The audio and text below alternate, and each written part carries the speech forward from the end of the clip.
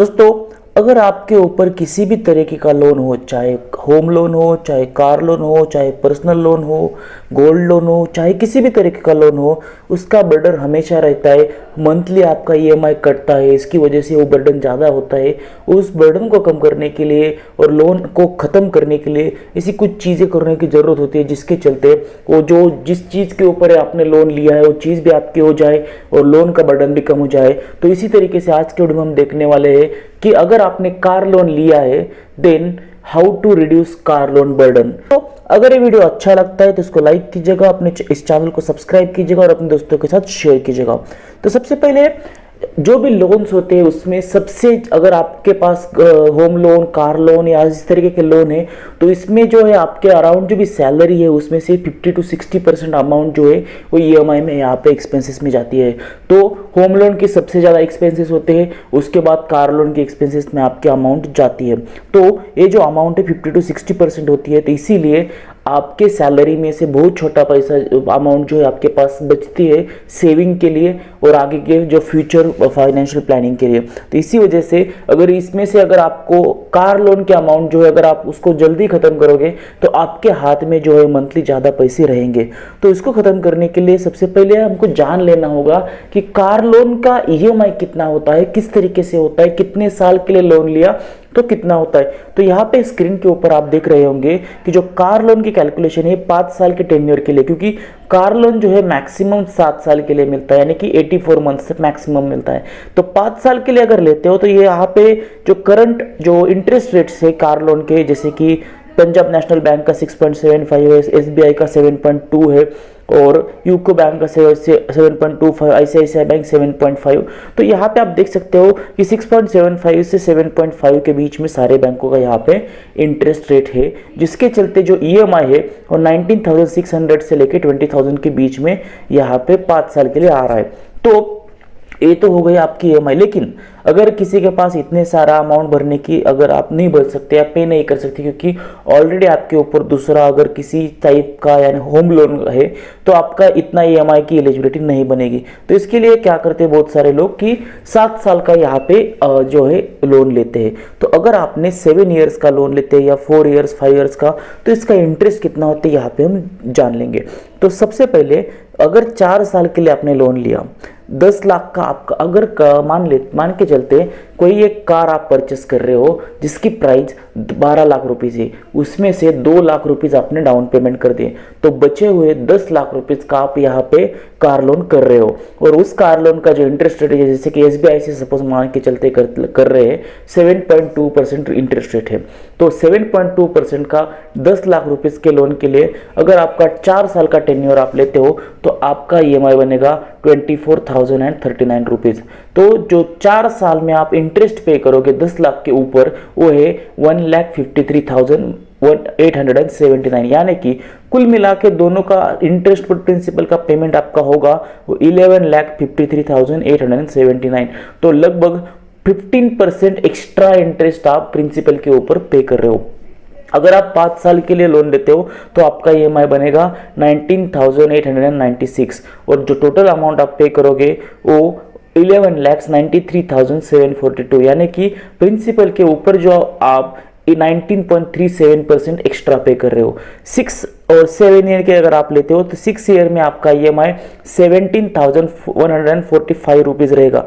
जो इंटरेस्ट आप 6 ईयर के लिए पे करोगे वो 2,34,455 रुपीज़ रहेगा और जो इंटरेस्ट का परसेंटेज प्रिंसिपल के ऊपर रहेगा वो 23.44%। तो जैसे कि मैंने बताया था कि बहुत सारे लोग जो आपका ईएमआई कम होने के लिए, क्योंकि 5 साल का लोन लेते हो तो 19,800 आपका ईएमआई बन रहा था, तो अगर 7 साल के लिए लेते हो तो आपका 15,191 रुपीज़ का लोन ईएमआई 10 लाख रुपीज़ के लिए बनेगा।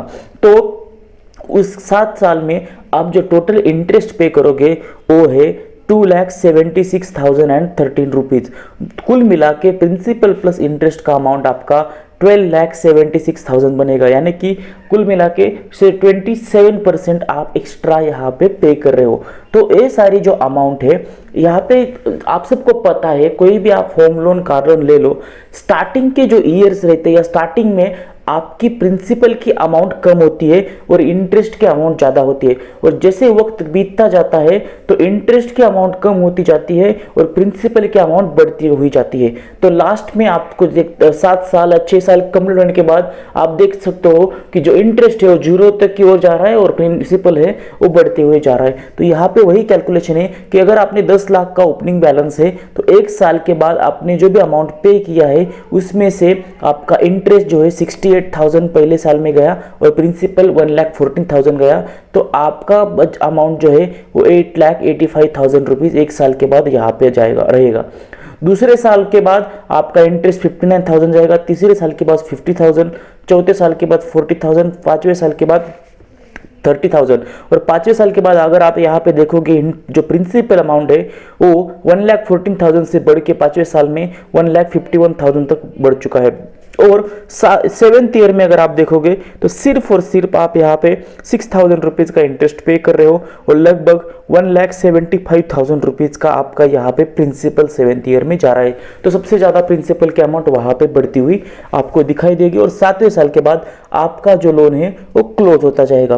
तो यहाँ पे एक है कि आप जो 7 साल तक अगर रुकते हो तो लगभग 2,76,000 रुपीज आप एक्स्ट्रा पे करते हो।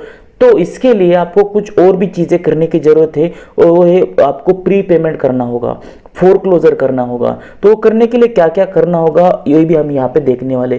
तो सबसे पहले जान लेते हैं कि प्री पेमेंट फोरक्लोजर के लिए क्या चार्जेस लगते हैं या नहीं। जैसे कि आमतौर पे होम लोन के लिए यहाँ पे चार्जेस नहीं होते, लेकिन कार लोन के लिए यहाँ पे चार्जेस होते हैं। तो जब भी आप कोई बैंक से लोन ले लो आप वहाँ पे आप चेक करके ले लो कि प्री पेमेंट के चार्जेस उस बैंक में कितने हैं, फोरक्लोजर के चार्जेस उस बैंक में कार लोन के लिए कितने हैं। तो सारे चार्जेस का पता करके उसके बाद आप यहाँ पे जो है फोरक्लोज कर सकते हैं या प्री पेमेंट कर सकते हो।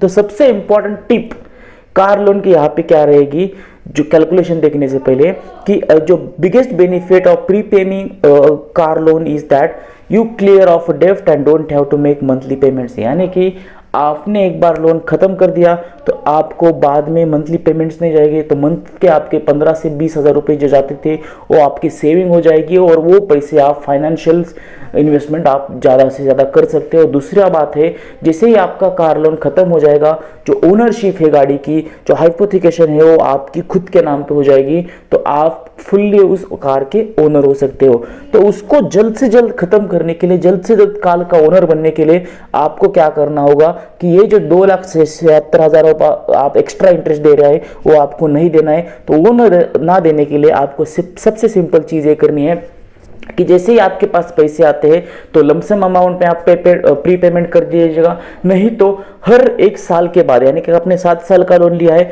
हर 1 साल के बाद आप यहाँ पे अगर 50,000 रुपीज़ यहाँ पे प्री पेमेंट करते हो, यानी कि 13 मंथ में, 26 मंथ में, 36 मंथ में आप यहाँ पे अगर जो है 50,000 रुपीज़ का पेमेंट करते हो 1 साल के बाद, तो आपके लगभग 20 मंथ्स यहाँ पे टेन्योर रिड्यूस होता है और आपका 54,000 रुपीज़ जो टोटल अमाउंट जा रहा था उसमें से सेव हो जाएगा। इसके अलावा अगर आप हर एक साल के बाद 1 लाख रुपीज़ अगर प्री पेमेंट करते हो तो लगभग 84 मंथ से सीधा 52 मंथ्स तक आपका टेन्योर रिड्यूस होगा। तो लगभग 32 मंथ्स रिड्यूस हो जाएंगे और अमाउंट जो है 1 लाख से ज़्यादा आपको जो है कम देना पड़ेगा। तो ये जो बहुत इंपॉर्टेंट चीज़ है कि आपका 2,76,000 में से 1 लाख रुपए का जो इंटरेस्ट जा रहा था वो कम हो जाएगा। तो 1,76,000 ही आपको यहाँ पे देने होंगे। इसके अलावा अगर आपके पास हर साल के लिए 50,000 1 लाख रुपए जमा करने के आप अगर पॉसिबिलिटी नहीं है, और लेकिन किसी कारणवश आपको बोनस मिल गया या किसी दूसरे ओर से आपके और पैसे आ गए और 2 साल के बाद आपके पास अगर 2 लाख रुपीज आ गए और आपने ये 2 लाख रुपीज प्री पेमेंट कर दिया, बहुत सारे लोगों का मन में सवाल होता है कि क्या मैं होम लोन का प्री पेमेंट करूं या मैं कार लोन का करूं। तो सिंपल सी बात है दोस्तों, आपके ऊपर अगर दोनों तरीके के लोन है, होम लोन और कार लोन, तो सबसे पहले आपको खत्म करना है कार लोन, क्योंकि कार लोन पे आपको कोई टैक्स बेनिफिट नहीं है। होम लोन पे आपको एटीसी के अंडर या फिर सेक्शन 24 के अंडर टैक्स के बेनिफिट्स है।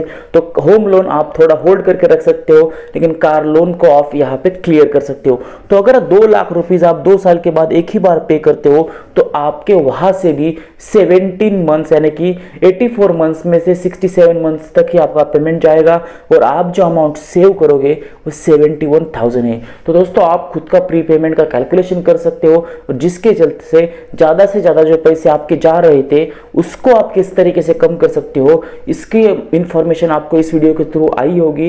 अगर ये वीडियो अच्छा लगा है तो उसको लाइक कीजिएगा और दोस्तों के साथ शेयर कीजिएगा। Thank you.